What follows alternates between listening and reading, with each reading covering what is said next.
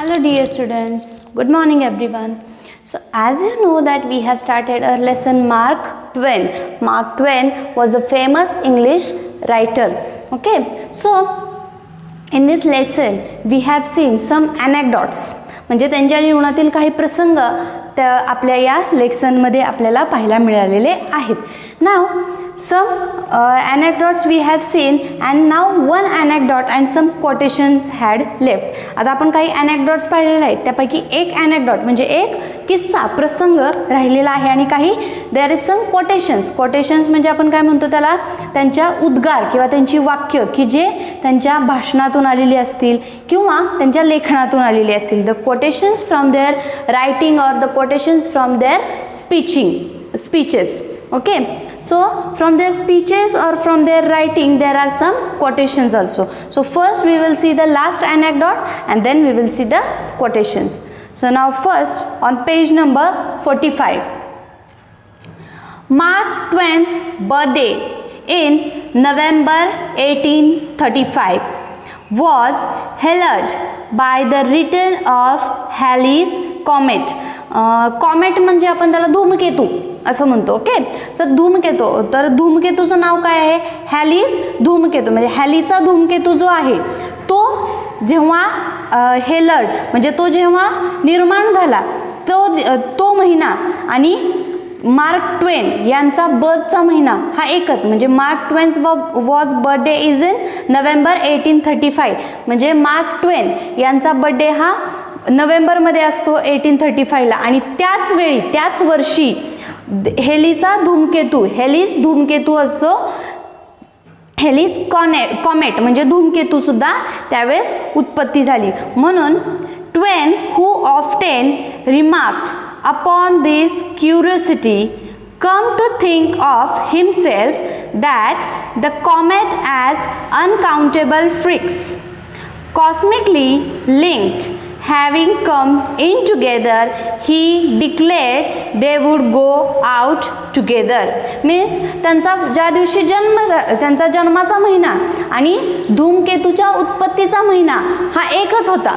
म्हणून मार्क ट्वेन यांनी एक उद्गार काढलं किंवा त्यांच्या असा एक त्यांनी समज करून ठेवला होता की ज्यावेळी माझा जन्म आणि धूमकेतूचा जन्म हा एकाच महिन्यातला आहे म्हणजे काहीतरी स्पेशल आहे असा त्यांचा समज होता. मग त्यावर त्यांनी काही उद्गार काढले. तर काय की अनकाउंटेबल फ्रिक्स कॉस्मिकली लिंक्ड आणि त्यांनी काय केलं ते दोन्हीला लिंक केलं म्हणजे ते दोन्ही जुळवण्याचा प्रयत्न केला की असं काय बरं धूमकेतूचा उत्पत्ती होण्याचा महिना आणि माझ्या बड्डेचा महिना हे दोन्ही त्यांनी एकमेकांना जोडण्याचा प्रयत्न केला आणि त्यातून त्यांनी असं निष्कर्ष काढला की he declared they would go out together. म्हणजे त्यांनी निष्कर्ष काढून एक दिवशी फायनल सांगूनच टाकलं होतं की आम्ही दोघेही सोबत निर्माण झालेलो आहोत, आम्ही दोघेही सोबतच संपणार असं त्यांनी डिक्लेअर केलं होतं.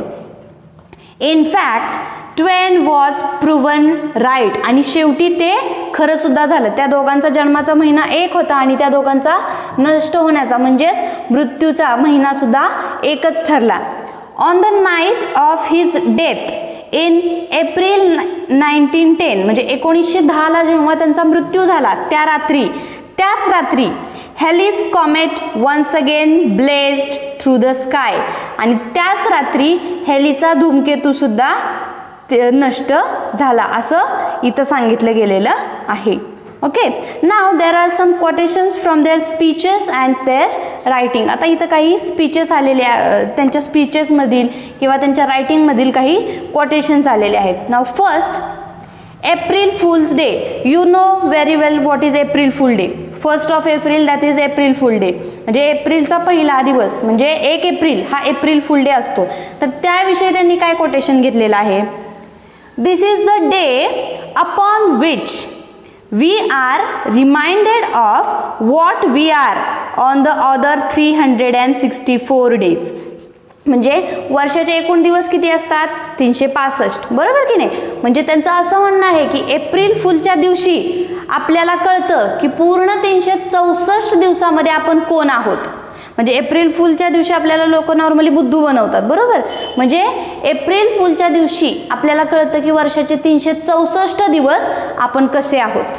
म्हणजे जर आपण मूर्ख बनलो तर मूर्ख, आपण जर मूर्ख नाही बनलो तर आपण हुशार, अशा प्रकारे त्यांचा म्हणण्याचा हेतू आहे. Then next, a man cannot be comfortable without his own approval. म्हणजे एक व्यक्ती हा कधीही कम्फर्टेबल म्हणजे समाधानी नसतो, त्याच्या स्वतःच्याच अप्रुव्हलबद्दल तो कधीही समाधानी नसतो. Then third, a person with a new idea is a crank until the idea succeeds. म्हणजे एखाद्या व्यक्तीनं जर एखादी नवीन आयडिया, नवीन कल्पना आणली तर ती कल्पना सक्सेस होईपर्यंत ती कल्पना कोणीही खरं मानत नाही, बरोबर आहे. एखादी गोष्ट जर तुम्ही सांगितली आयडिया, तर ती गोष्ट तुम्ही प्रूव्ह करेपर्यंत, सक्सेस होईपर्यंत कोणच खरं मानत नाही. Next, age is an issue of mind over matter.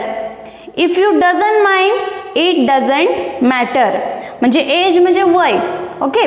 Age is an issue of mind over matter. म्हणजे वय हा एक मनाचा खेळ आहे थोडक्यात. म्हणजे जर का if you don't mind it doesn't matter. म्हणजे वय, तुम्ही जर का वयाचा विचार करून राहिलात, म्हणजे वय आणि तुमचं मन हे काय एवढं हे, म्हणजे आता काही लोकांना सवय असते बघा की मी एवढा म्हातारा आहे, मी एवढा तरुण आहे, अशा प्रकारे बोलण्याची. म्हणजे हे तुमचं काम करण्याची पद्धत आणि तुमचं वय हे काय एवढं महत्त्वाचं नसतं. तुमचं वय कितीही असू दे, तुम्ही कशा प्रकारे काम करताय हे महत्त्वाचं असतं, असं त्यांना सांगायचं आहे. म्हणजे जर का तुमचं वय काहीही असू देत, पण जर का तुम्ही ते माइंड केलं नाहीत, म्हणजे जर का तुम्ही ते लक्षात ठेवलं नाहीत आणि तुम्ही व्यवस्थित वागलात तर ते चांगलंच असेल, असं त्यांना सांगायचं आहे. ऑल जनरलायझेशन्स आर फॉल्स इन्क्लुडिंग दिस वन. म्हणजे जनरलायझेशन म्हणजे थोडक्यात आपण भाकीत जे म्हणतो, ओके. म्हणजे जे मनात आपण अज्युम करून जे भाकीत केलेलं असतं ते ऑल जनरलायझेशन्स आर फॉल्स. म्हणजे इन्क्लुडिंग दिस वन, म्हणजे हे जनरलायझेशन धरून जे काही भाकिते असतात ती सगळी खोटी असतात, हे धरून सुद्धा. म्हणजे त्यांनी हे कोटेशन्स दिलेले आहेत, ते कोटेशन्स काय सगळेच 100% खरे असतील असं नाही, ते त्यांच्या एका काही कॉमेडी स्पीचेसमधून, कॉमेडी रायटिंगमधून किंवा काही सिरियस रायटिंग किंवा सिरियस स्पीचेसमधून सुद्धा घेतलेली आहेत. Be careful about reading health books. You may die of the misprint. म्हणजे हेल्थ बुक्स, आता काही आरोग्यकारक पुस्तकं असतात. म्हणजे बघा काही पुस्तकांमध्ये तुमच्या आरोग्यासाठी सल्ला दिलेले असतात की घरगुती उपाय असतील किंवा काही दुसरे उपाय दिले असतात. एक आरोग्याचं पुस्तक असतं. मग त्या हेल्थ बुक्सपासून बी अवेअर, म्हणजे त्यांच्यापासून तुम्ही नेहमी सावध राहा. काही वेळेला जर मिसप्रिंट झालेली असेल त्याच्यामध्ये, म्हणजे चुकीचं काही छपाई केलेली असेल तर त्यामुळे त्याचा परिणाम तुमच्या हेल्थवरती सुद्धा होऊ शकतो. Be careless in your dress if you will, but keep a tidy soul. म्हणजे तुम्ही ड्रेसअप कसं करताय याला महत्त्व बिलकुल नाही आहे. तुमचं मन साफ ठेवा. म्हणजे तुमच्या ड्रेसवरती काही नाही आहे, तुमच्या कपड्यांवरती काही अवलंबून नाही आहे, तुमचं मन कसं आहे हे महत्त्वाचं आहे. Classic, a book which people praise and don't read. Classic हे एक असं बुक आहे की जे लोक त्याची प्रार्थना करतात पण ते कधीच वाचत नाही. Okay, now here we will stop today. Now on page number 46 there are some quotations had remained. That quotations we will see in the next lecture. Till that time you have to read the story very carefully and whichever word you will think that is difficult, write down with its meaning in your notebook. जो कोणता शब्द तुम्हाला वाटतोय की अवघड आहे तो शब्द तुम्ही तुमच्या नोटबुकमध्ये मीनिंग सहित लिहायचा. If you will not get the meaning easily, then you can find it from the dictionary, otherwise from the Google also. तुम्ही गुगलवरून सुद्धा एखाद्या शब्दाचा अर्थ शोधू शकता किंवा डिक्शनरीमधून सुद्धा शोधू शकता. थँक्यू.